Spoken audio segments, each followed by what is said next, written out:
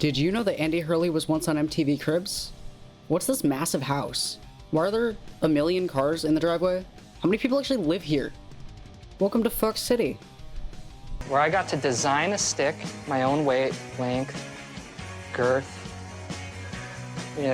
Fuck City was essentially a big found family hang sesh. It featured copious amounts of general mischief and some incredibly questionable interior design choices.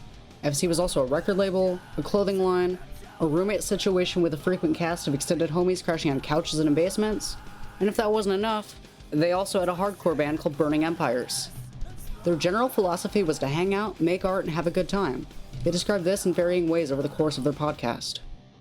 But just like being with your dudes and like getting into whatever fun you can, and just doing whatever moves you and like trying to have a good time. And it's like we've stayed together since then, since all those times, and that's sort of like the spirit that we have among us. And like I think that's a lot of what it's about. Is just Fuck City is us, staying with our people and trying to do everything we do together.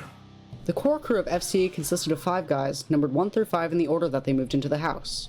Andy Hurley, FC1, Matthew Mixon, FC2, Ryan Morgan, FC3, Kyle Johnson, FC4, and Stu Ross, FC5. Mixon was technically the first one to move in, as he moved his and Andy's stuff in at the tail end of the Honda Civic tour, but whatever. The other dude in the Cribs video is the previously mentioned Matthew Mixon, formerly of hit Wisconsin metalcore band 7 Angels 7 Plagues. Check out our other posts for more on that if you haven't already. The guys all grew up playing in Milwaukee area hardcore bands, with the exception of Stu Ross, who was spear hunting whales in the Yukon and living in an igloo. He's Canadian. The FC Dudes also did a 16-episode podcast, which features even more great historical background about the scene, hilarious shenanigans including shoplifting, mild arson, and property damage, and some really interesting Q&A segments. Okay, so if the world was coming to an end right now, and the only way to save yourselves was to have super gay sex with one other member of FC, who would you pick? Who is top, who is bottom, and why? And I think she's gonna try to play this off as a joke, but I think we're gonna answer it. Yeah, I'm going Morgan.